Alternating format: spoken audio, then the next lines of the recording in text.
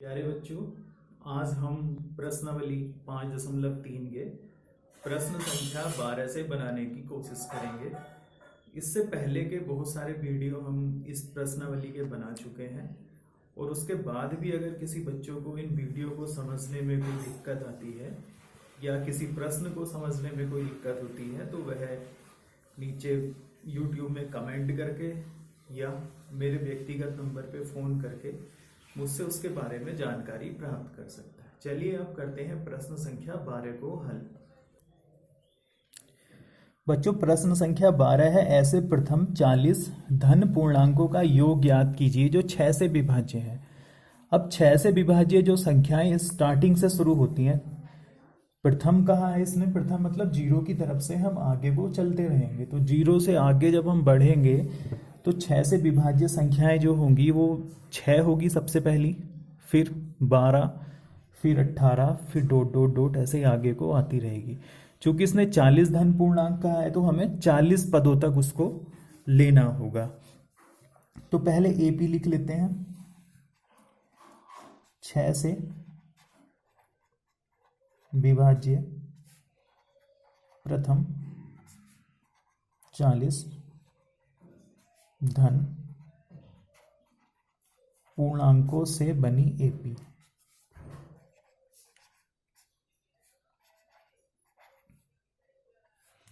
वो एपी होगी बच्चों 6 दूनी 12, 6 तिया 18, 6 चौक 24 ऐसे डॉट डॉट डॉट, और वो आएगी 40 पदों तक। ये जो एपी बन के आई है 40 पदों तक जो 6 से शुरू हो रही है उसका हमें योग ज्ञात करना है। और देखो यहाँ जितनी भी संख्याएं हैं वो सब 6 से विभाज्य हैं। तो इस एपी का प्रथम पद क्या होगा?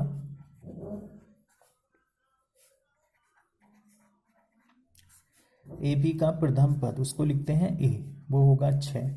उसके बाद सार्व अंतर लिखते हैं, तो सार्व अंतर होगा बच्चों डी, उसको लिखेंगे 12 - 6, वो भी 6 होगा। और n का मान है यहाँ 40, क्योंकि ये एपी 40 पदों तक आगे जाएगी। अब एपी के n पदों का योग, एपी के n पदों का योग होता है Sn बराबर n/2 bracket 2a plus n - 1 into T. बच्चों, इस सूत्र के प्रत्येक चर का मान हमें पता है। n का मान 40, a का मान 6, d का मान 6, तो हम इसको बड़ी आसानी से हल कर सकते हैं। तो s 40 पदों तक है तो हमने लिखा s 40 बराबर 40/2 ब्रैकेट 2a मतलब 2 गुणा 6 प्लस 40 - 1 और d का मान भी 6, इससे 20 बार कट जाएगा तो ये हो गया बच्चों 20 ब्रैकेट 6 दूनी 12, 40 में से 1 गया तो 39 गुणा 6, तो हो गया 20 ब्रैकेट 12 प्लस 6 नीम 54 का 4 हासिल लगे 5, 6 तिया 18, 18 और 5 23, तो ये हो गया 12 प्लस 234। अब इसको जोड़ लेंगे तो हो गया 20 गुणा 4 और 2 6, 246। अब 246 में हमें 20 की गुणा करनी है तो पहले ये जीरो ऐसे ही आ गया, 2 छक्के 12, 2 चौक 8 और 1 9 और 2 दूनी 4, तो 49 20 4920, ये होगा इसका उत्तर। तो 6 से विभाज्य प्रथम 40 पूर्णांकों से बनी एपी का योग होगा 4920। उससे अगला प्रश्न है बच्चों, 8 के प्रथम 15 गुणजों का योग ज्ञात कीजिए। 8 के गुणज मतलब 8 के पहाड़े जैसी संख्याएं। तो 8 का प्रथम गुणज, सबसे पहला गुणज तो 8 का 8 ही होगा, फिर 16, फिर 24, और इसने कहा है 15 गुणज लेने हैं तो 15 पदों तक हम एपी बना लेंगे। तो इसका हल करते हैं। 8 के प्रथम 15 गुणजों से बनने वाली एपी,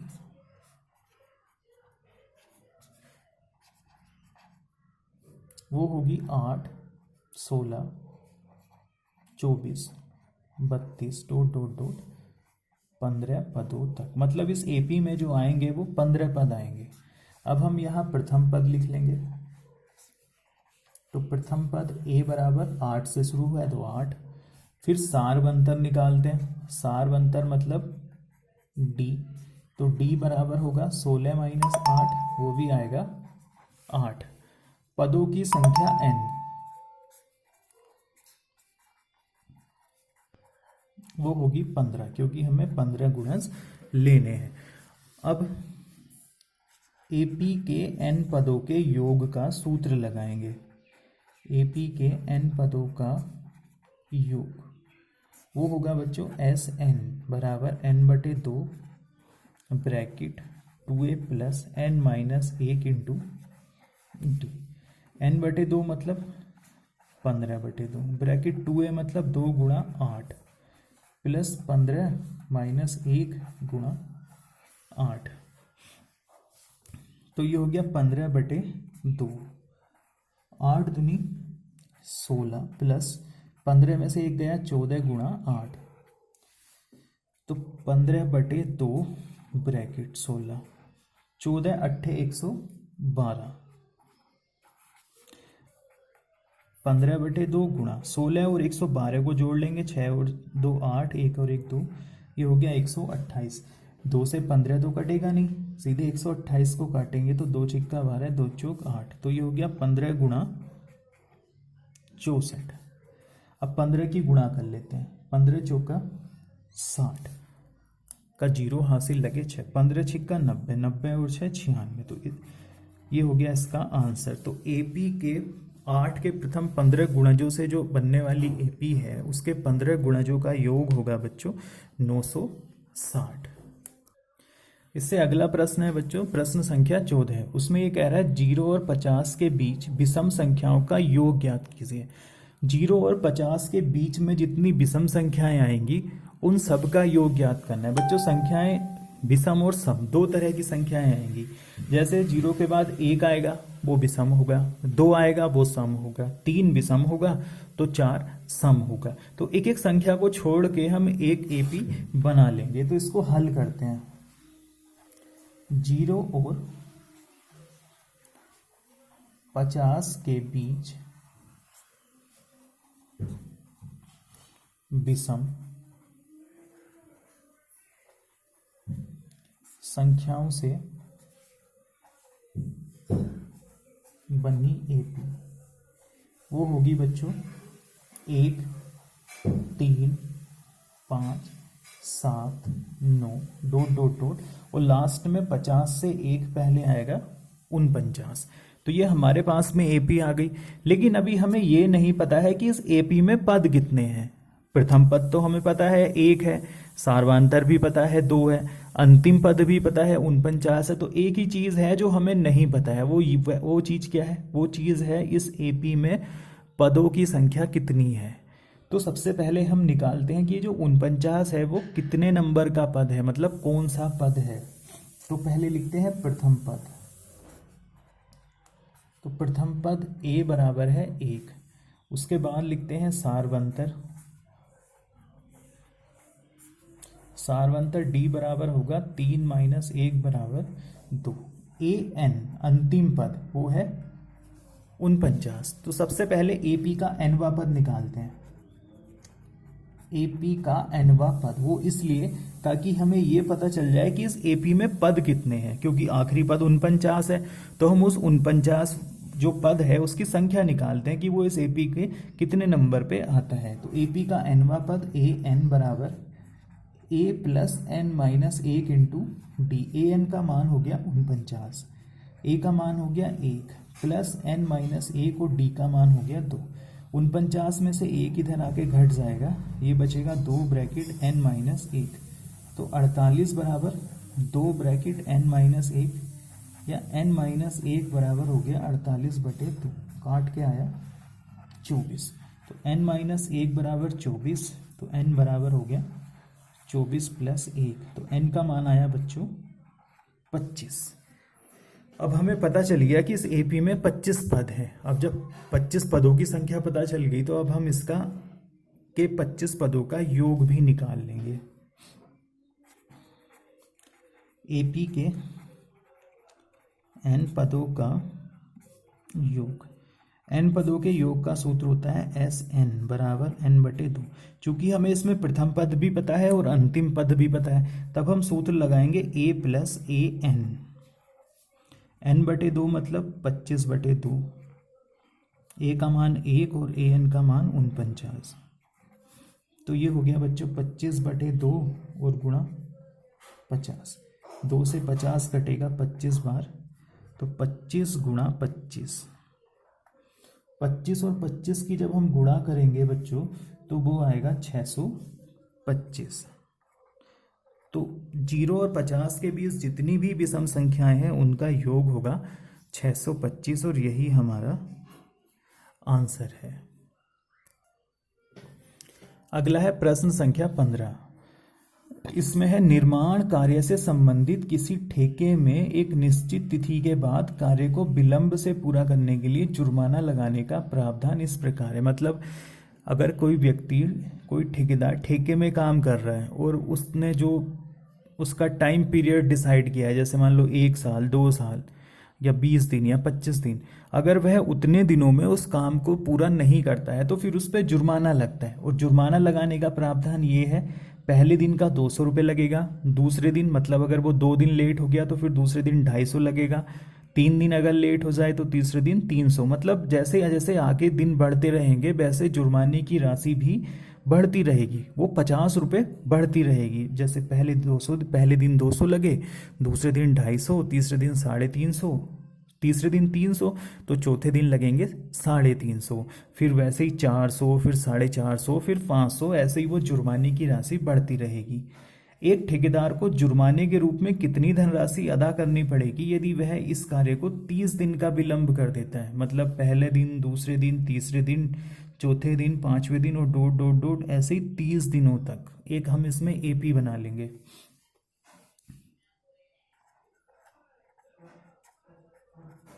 जुर्माने की राशि से बनी एपी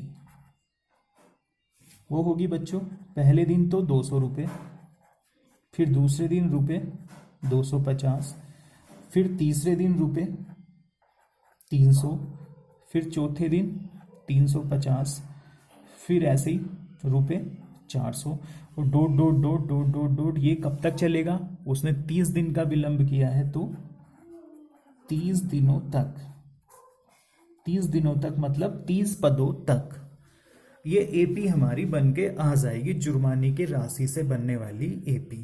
तो इसका प्रथम पद होगा बच्चों 200 रुपये, क्योंकि पहले दिन 200 रुपये का जुर्माना पड़ा है। अंतर कितना है? 50 रुपये, क्योंकि हर रोज 50 रुपये उसको बढ़ा के देने होते हैं। तो एपी का प्रथम पद ए रुपये 200,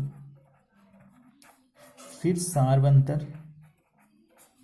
सारवंतर डी बराबर होगा 250 माइनस 200 बराबर रुपये 50, और n बराबर होगा 30, क्योंकि यह 30 दिन तक काम चलता रहेगा।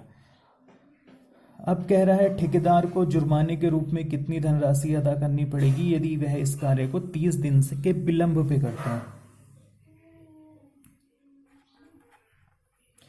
तो जुर्माने के रूप में अदा की जाने वाली कुल धनराशि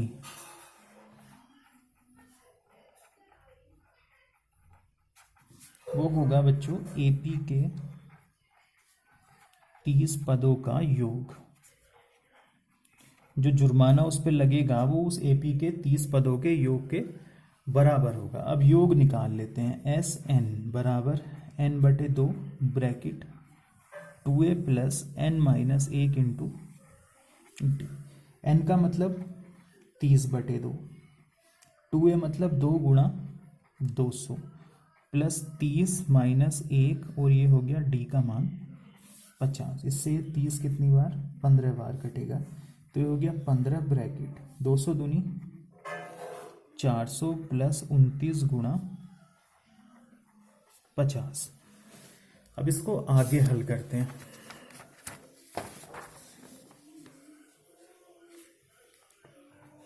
S 30 बराबर 15 ब्रैकेट 400 प्लस 29 गुणा 50।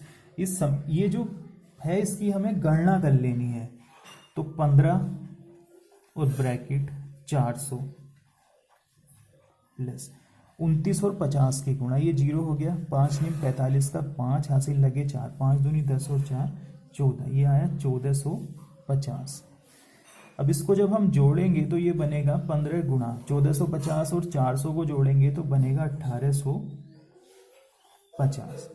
अब 15 की इसमें गुणा करनी है। 15 0 0, 15 पंजे 75 का 5 हासिल लगे 7, 15 अट्ठे 120, 120 और 7 हो गया 127, 15 एक कम 15, 15 और 12 27, तो 27,750। तो ठेकेदार के द्वारा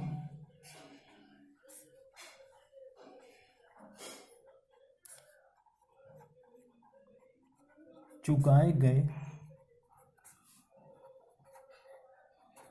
जुर्माने की कुल धनराशि बराबर हो गई रुपये 27,750। यही इस प्रश्न का उत्तर है बच्चों। अगला प्रश्न देखते हैं बच्चों। अगले 16वें प्रश्न में ये कह रहा है किसी स्कूल के विद्यार्थियों को उनके समग्र शैक्षिक प्रदर्शन के लिए 7 नगद पुरस्कार देने के लिए 700 की धनराशि रखी गई है। यदि प्रत्येक पुरस्कार अपने से ठीक पहले पुरस्कार से 20 रुपये कम हो तो प्रत्येक पुरस्कार का मान ज्ञात कीजिए। मतलब स्कूल ने ये फिक्स कर दिया कि भैया हमें 7 नगद पुरस्कार देने हैं और कुल 700 रुपये के देने हैं, और ये भी कहा कि जैसे जैसे पुरस्कार होगा पहले वाले से दूसरे वाला 20 रुपये कम होगा। तो कुल मिला के स्कूल को खर्च 700 रुपये ही करने हैं, और ये भी निश्चित है कि 7 ही बच्चों को देना है, और ये भी निश्चित है कि जो पुरस्कारों के बीच में अंतर होगा वो 20 रुपये का होगा। तो अगर मान लो पहले वाले को 100 रुपये मिलेंगे तो दूसरे वाले को 80 रुपये मिलेंगे, फिर वैसे ही तीसरे को उससे और 20 रुपये कम हो जाएंगे, फिर आगे को वैसे ही 20 रुपये कम हो जाएंगे। तो वैसे ही इसमें भी है। तो हमें ये बताना है कि किस प्रत्येक बच्चे को कितना पुरस्कार मिलेगा। तो सबसे पहले लिख लेते हैं पुरस्कार की कुल धनराशि है वो 700 रुपये। पुरस्कार की कुल धनराशि हो गई इसमें 700 रुपये, और पुरस्कारों की संख्या हो गई बच्चों 7। पुरस्कार की कुल धनराशि बराबर रुपये 700, और पुरस्कारों की संख्या वो भी है बच्चों 7। तो मान लेंगे माना पहले वाले को x रुपये पुरस्कार के रूप में मिले। माना प्रथम विद्यार्थी, जो पहला विद्यार्थी है उसे x रुपये पुरस्कार के रूप में मिले। माना प्रथम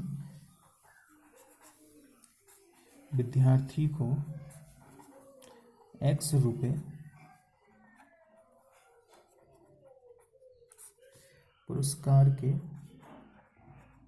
रूप में मिले। तब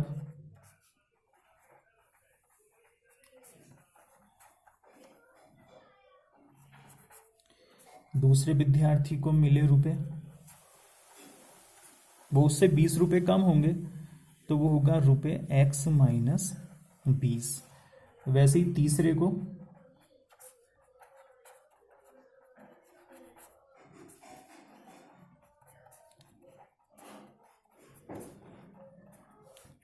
रुपये x माइनस 40, उसके और 20 रुपये कम हो गए।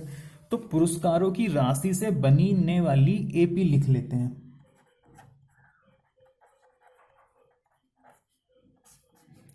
पुरस्कारों की राशि से बनने वाली एपी। तो जो एपी बनेगी वो पहला पद होगा x, उसके बाद दूसरा होगा x-20, फिर x-40, फिर x-60। चूंकि 7 पुरस्कार है तो ये पहला, दूसरा, तीसरा, चौथा, पांचवा होगा x-80, छठा होगा x-100 और सातवां होगा x-120। तो ये उससे बनने वाली एपी है जो पुरस्कारों की राशि से बनेगी। मतलब पहले को x, दूसरे को x-20, तीसरे को x-40, चौथे को x-60, पांचवे को x-80, छठे को x-100 और सातवें को x-20। इस एपी का जो योग है बच्चों वो है 700, क्योंकि 700 ही रुपए बनेंगे। ये पदों की संख्या है इसमें 7। तो हमें बताना है कि प्रत्येक विद्यार्थी को कितने रुपए पुरस्कार के रूप में मिलेंगे। तो एपी का प्रथम पद ए बराबर हो गया x, सारबंतर हो गया x-20 माइनस x से x कट जाएगा तो आएगा वो -20, n बराबर होगा 7 और एस n बराबर होगा रुपये 700। तो एपी के n पदों का योग SN, चूंकि हमें यहाँ प्रथम पद भी पता है, अंतिम पद भी पता है, तो हम वही लगा लेंगे। SN बराबर n/2 A प्लस AN का मान यहाँ लिख देते हैं। AN बराबर है x-120। अब इस प्रश्न को हल करते हैं। पुरस्कारों का योग है 700, तो 700 बराबर n/2 मतलब 7/2। A का मान है x और उससे आगे फिर उसका मान है AN का x-120। ये हो गया 7/2 x प्लस x-120। तो 700 बराबर 7/2, ये हो गया 2x-120। 7/2 गुणा 2 ब्रैकेट x-60, 2 कॉमन ले लिया अंदर से, 2 से 2 कट, तो 7 ब्रैकेट x-60 बराबर हो गया 700। तो x-60 बराबर 700/7, इससे कटेगा ये 100 बार, तो x-60 बराबर आ गया 100। तो x हो गया 100 + 60, मतलब x का मान आया 160। तो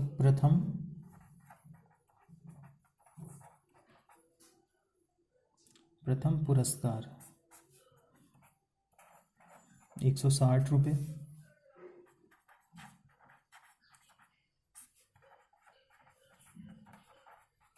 द्वितीय पुरस्कार हो गया 160 माइनस 20, 140 रुपये। अतः प्रत्येक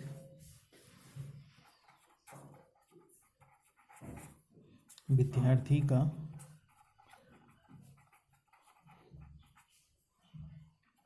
पुरस्कार बराबर होगा 160 रुपये 160 कोमा रुपये 140 कोमा रुपये 120 कोमा रुपये 100 कोमा रुपये 80 कोमा रुपये 60, 1 2 3 4 5 6 और कोमा रुपये 40।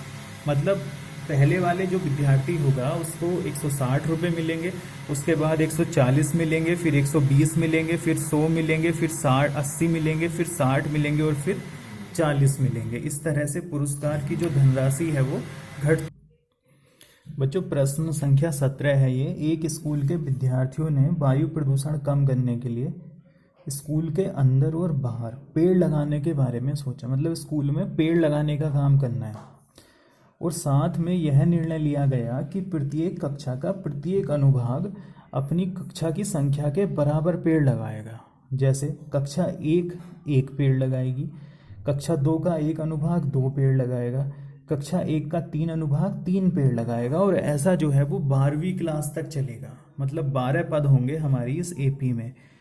प्रत्येक कक्षा के 3 अनुभाग है, मतलब कक्षा 1 है तो उसके 3 सेक्शन है, तो एक सेक्शन 1 लगाएगा, दूसरा सेक्शन भी 1 लगाएगा, तीसरा सेक्शन भी 1 लगाएगा।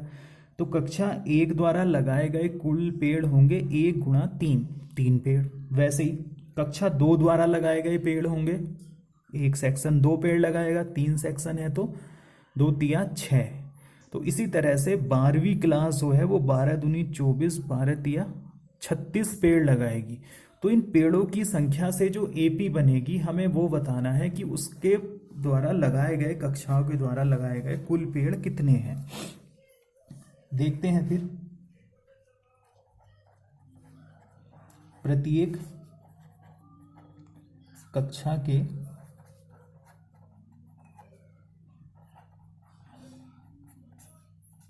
अनुभागों की संख्या वो है बच्चों 3।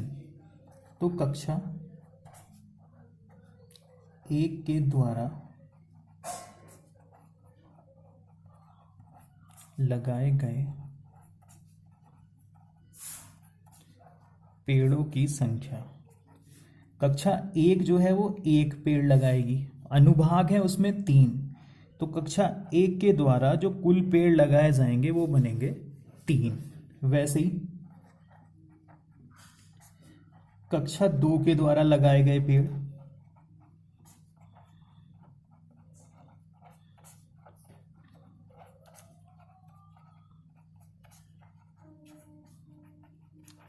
कक्षा 2 पेड़ लगाती है, लेकिन उसके भी 3 सेक्शन है, तो 2 गुणा 3 ये हो गया 6। वैसे ही कक्षा 3 के द्वारा लगाए गए पेड़ों की संख्या 3, मतलब 3 गुणा 3, कक्षा 3 पेड़ लगाएगी। चूंकि 3 ही अनुभाग है तो पहले अनुभाग के द्वारा भी 3, दूसरे अनुभाग के द्वारा भी 3, तीसरे अनुभाग के द्वारा भी 3, तो 3 तिया 9। ऐसी डॉट डॉट आगे ये चलता रहेगा। तो हम निकालते हैं कक्षा 12 के द्वारा लगाए गए पेड़ों की संख्या, वो होगी बच्चों 3, 12 और गुणा 3, क्योंकि 12 तो 12 पेड़ लगाएगी, 3 सेक्शन है तो 12 दूनी 24, 12 तिया 36 पेड़ उसके द्वारा लगेंगे। अब हम इसमें बनाते हैं एपी, प्रत्येक कक्षा के द्वारा लगाए गए पेड़ों की संख्या से बनने वाली एपी।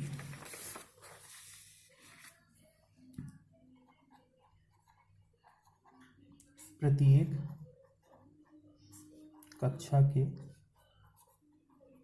तीनों अनुभागों द्वारा लगाए गए पेड़ों की संख्या से बनने वाली एपी।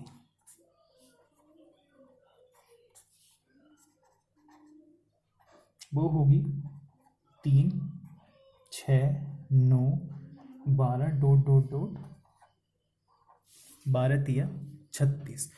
अब इस एपी में पद कितने होंगे बच्चों? पद भी 12 होंगे। 12 पद इसलिए होंगे क्योंकि कक्षाओं की संख्या कितनी है उसमें 12। तो एपी का प्रथम पद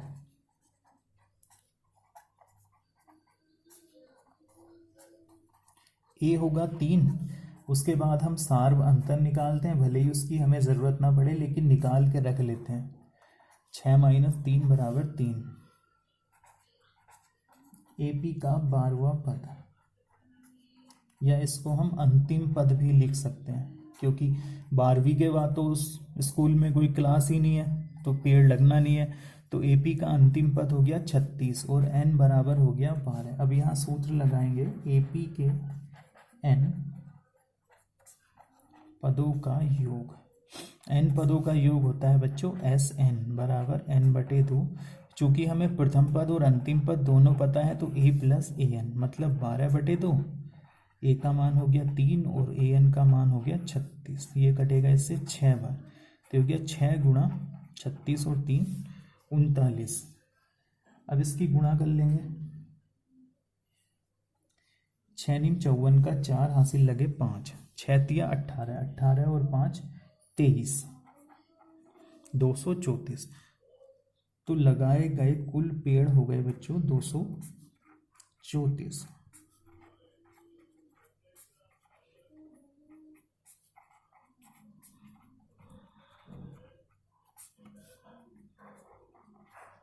यही इसका आंसर है। अब अगला प्रश्न देखते हैं।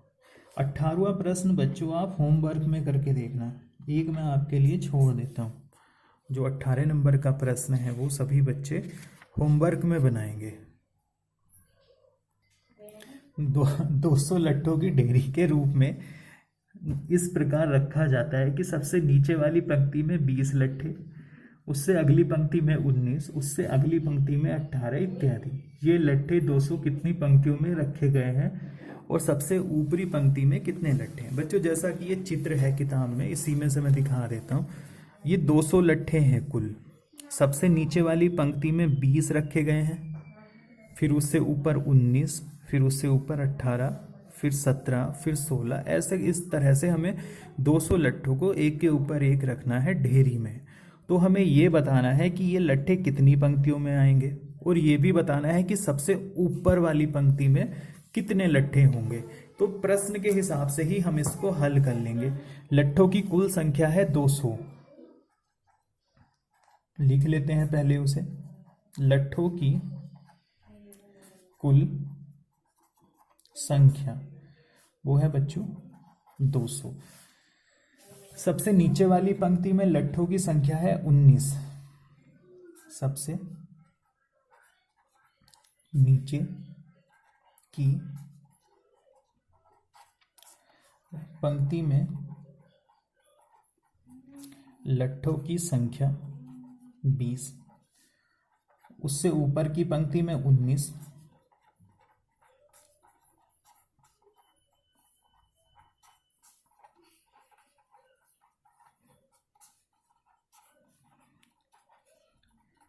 वो हो गई बच्चों 19। ऐसे ही 18, फिर 17। तो यहां लिख लेते हैं लट्ठों की प्रत्येक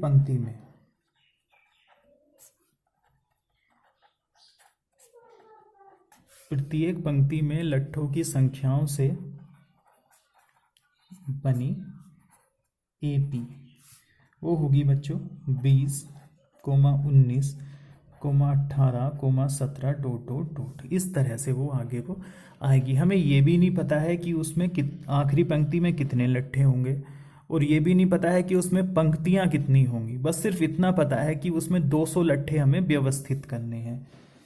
तो पहले एपी का प्रथम पद लिख लेते हैं। एपी का प्रथम पद ए हो गया 20 और सार बंतर हो गया बच्चों 20 - 19 बराबर 1 और एस एन बराबर हो गया 200। तो एपी के एन पदों के योग का सूत्र प्रयोग करेंगे और उसके बाद हम यह पता लगाएंगे कि भैया वो लट्ठे आएंगे कितनी लाइनों में। जब हमें पंक्तियों की संख्या पता चल जाएगी तब हम ये पता कर लेंगे कि किस पंक्ति में, आखिरी पंक्ति में जो भी पंक्तियों की संख्या आएगी कि उसमें कितने लट्ठे आएंगे। तो एपी के एन पदों का योग, उससे पहले यहां लिख लेते हैं माना लट्ठों को एन पंक्तियों में रखा गया है। हमने मान लिया कि उन लट्ठों को हमने एन पंक्तियों में व्यवस्थित किया है। तो एपी के एन पदों का योग एस एन बराबर n/2 bracket 2a plus n minus 1 into t. S n का मान हो गया 200 बराबर n बटे 2 ब्रैकेट 2 गुणा, ओहो ये गड़बड़ हो गई यहाँ, ये 20 माइनस 19 नहीं होगा बल्कि होगा 19 माइनस 20 बराबर -1। इस वीडियो में इतनी गड़बड़ हो चुकी है।